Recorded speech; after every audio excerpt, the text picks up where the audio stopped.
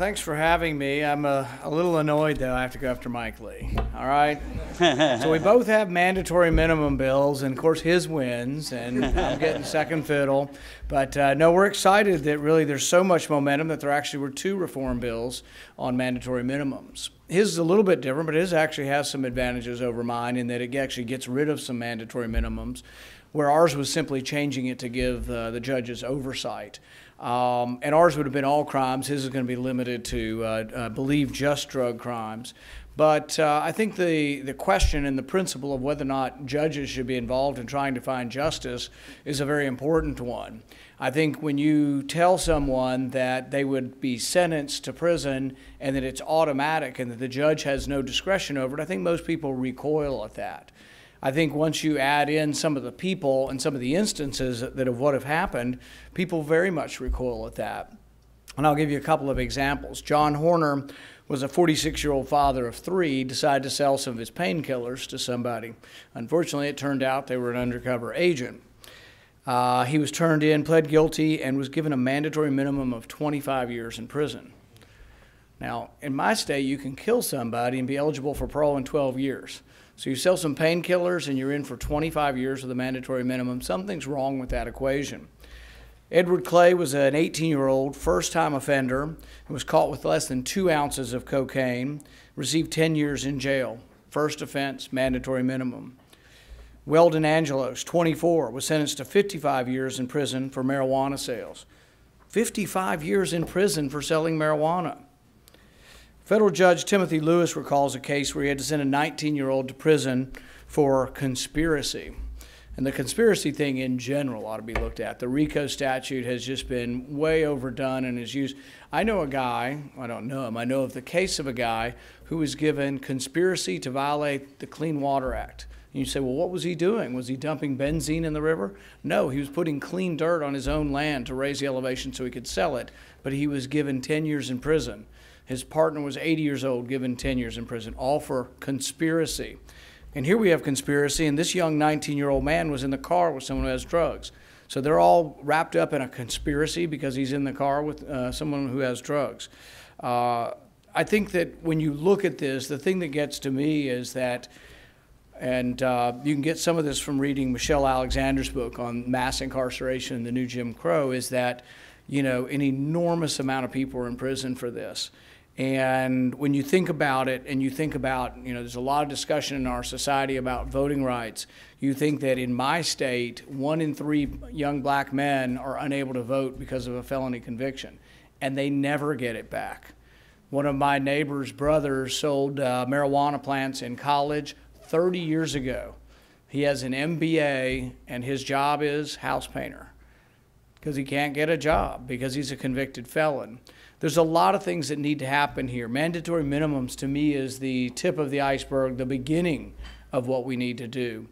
I'm also in favor of giving people back the right to vote in my state. My state's one that never gives you the right to vote back. So I'll be testifying next week in Frankfort before the state legislature, and I will be testifying in favor of restoring voting rights for nonviolent felons.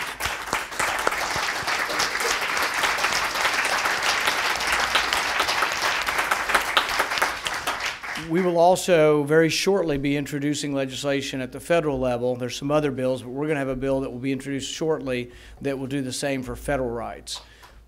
There is somewhat of a distinction now. The Supreme Court in a couple of cases has made a distinction between state voting and federal voting, and saying that state legislatures can restrict or have rules on voting, but the federal voting has to be equivalent between all of the states. So we think there is a need at the federal level to do this. We also are active in expungement of records. They're doing it at our state level. We're trying to do it here. What we think about expungement, though, is that it would be better off if it were never there. So what we'd like to do is take a lot of things that are considered to be felonies, nonviolent felonies, drug possession, make them misdemeanors so you're never caught in the trap. Because if you do expungement, it may well work, but once it gets out on the internet and people do a background check, you may still be considered to be a felon even if it's been expunged. That may work to a certain extent, and I'm for going in that direction. But rather than just do that, what I would do is go ahead and make some of these things misdemeanors, and then they would never be on your record. as I've become more active in these issues and listened to people who've been caught in this trap, I've become very aware that there is a cycle from poverty to drugs to prison, but also non-payment of child support back to prison.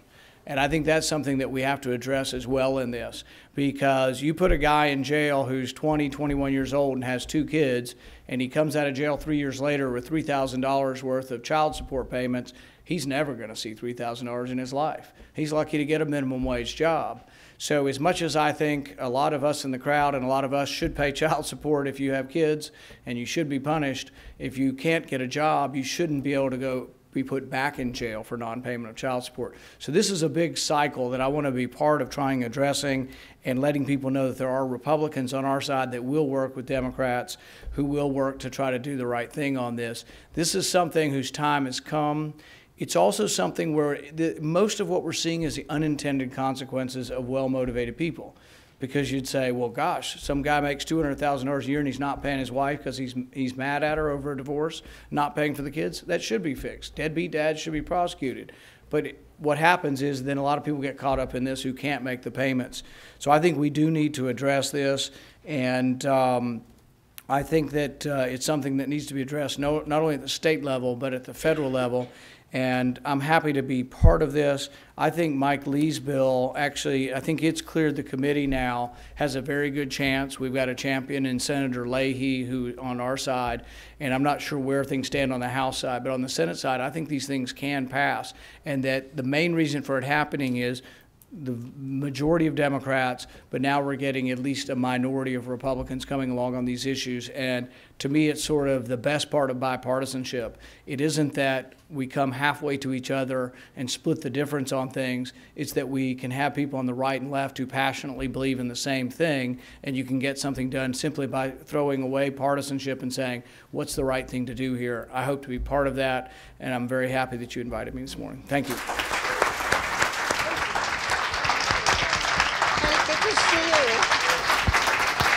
Are we doing any questions? So thank you, everyone. And I think we will all probably find some common agreement on the fact that regardless of speaking order, that Senator Paul has already become quite a trailblazer here in Washington and has graciously agreed to take a few questions from the audience. So we do still have, I think, microphones that we can pass around.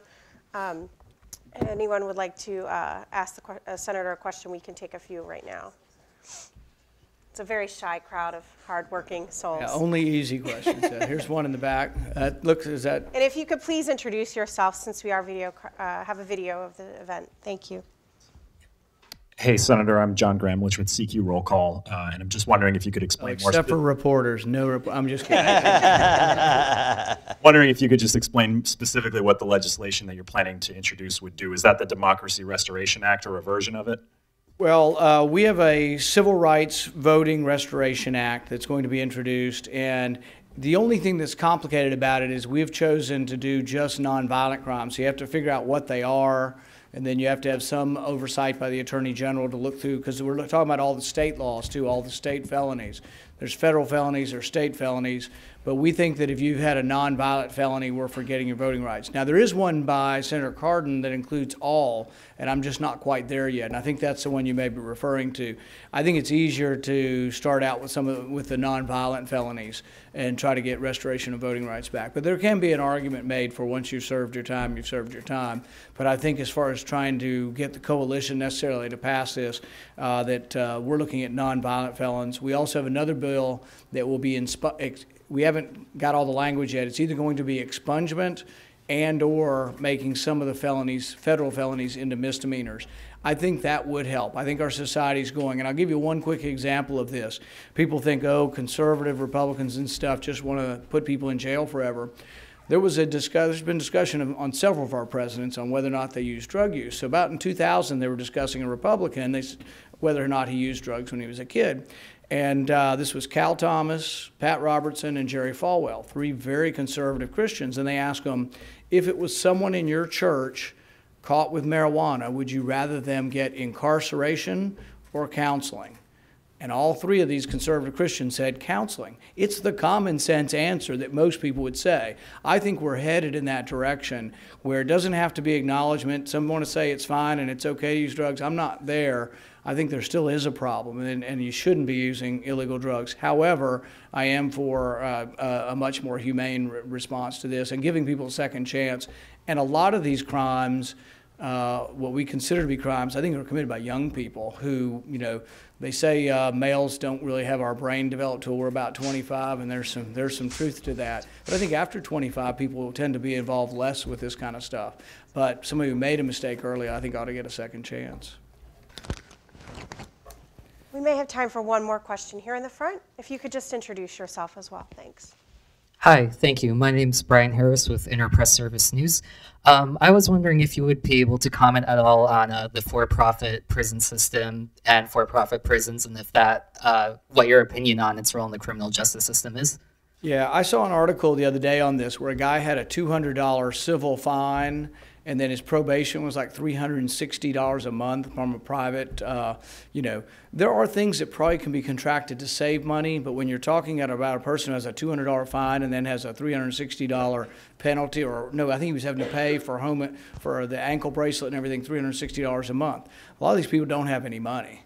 And so his fines added up to $1,000. Then I think he was put back in jail for non-payment. So absolutely, we need to look at this kind of stuff.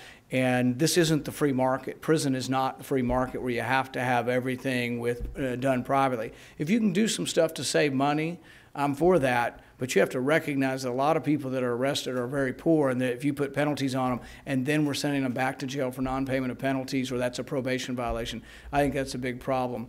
I think most of that's state, but I don't know if any of that can be addressed federal. I guess for federal prison, it could be looked at federally, but I'm open to looking at that as well. Thanks, everybody.